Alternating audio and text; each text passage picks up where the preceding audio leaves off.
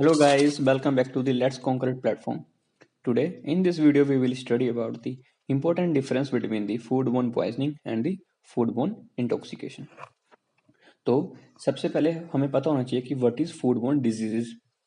तो basically foodborne diseases are the those diseases which is caused by the ingestion of food material which is infected by the microbe or by their toxins.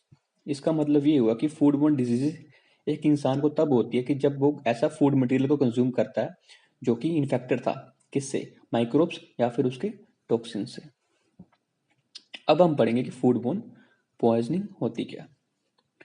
फूडबोर्न poisoning को हम we're also call it as foodborne illness या फिर food infection, and it is caused by the ingestion of food containing the live harmful bacteria.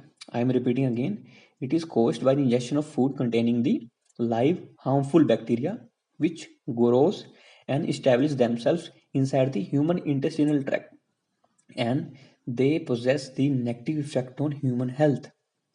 इसका मतलब ये हुआ कि फूडबोर्न poisoning एक इंसान को तब होगी जब कोई भी इंसान ऐसा फूड मटेरियल कंज्यूम करेगा जिसके अंदर क्या था, जिसके अंदर प्रेजेंट थे हार्मफुल बैक्टीरिया जो कि लाइव थे. ठीक है, लाइव हार्मफुल बैक्टीरिया प्रेजेंट थे.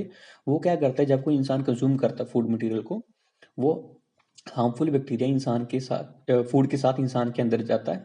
फिर क्या करता है, वहाँ पे इंटेस्टिनल ट्रैक्ट में वो जाके ग्रो करता है. जब वो वहाँ जाके ग्रो करेगा, उसके बाद क्या होगा, it will poses negative effect on human health. वो क्या करेगा, नेगेटिव इफेक्ट ह्यूमन हेल्थ पे को पोजेस करेगा, जिससे क्या होता है, ह्यूमन बींग बीमार हो जाते हैं, उनको फीवर आता है, डायरिया होता है या वोमिटिंग होती है. तो इसको बोलते हैं foodborne poisoning. Now we will take an example. Example है सैल्मोनेला फूड इन्फेक्शन. किसकी वजह से होती है? It is caused by the salmonella species. और हमें पता है कि सैल्मोनेला बैक्टीरिया कहाँ प्रेजेंट होता है? It is present in the raw egg.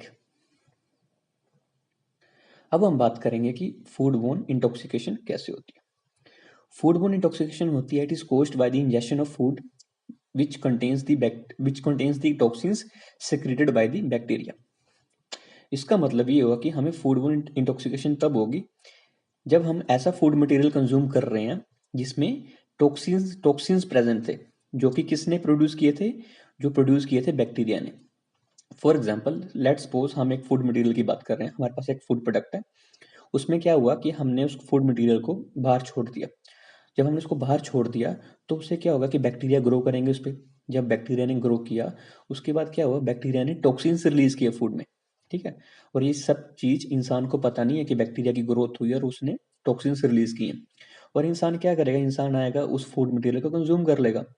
जब वो उस फूड मटेरियल को कंज्यूम करता है तो फूड के साथ साथ जो टॉक्सिन्स थे जो कि बैक्टीरिया ने सेक्रीट किए थे, वो भी इंसान के अंदर चले जाएंगे.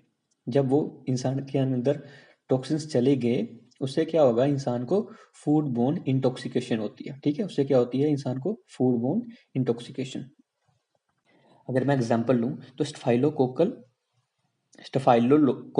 फूड इंटॉक्सिकेशन होती है, वो होती है स्टेफाइलोकोकस एरिसिस बैक्टीरिया की वजह से. ठीक है, तो ये रहा आज का main difference between the food borne poisoning और food borne intoxication. I hope आपको ये कंसेप्ट क्लियर हो गया होगा. Thank you.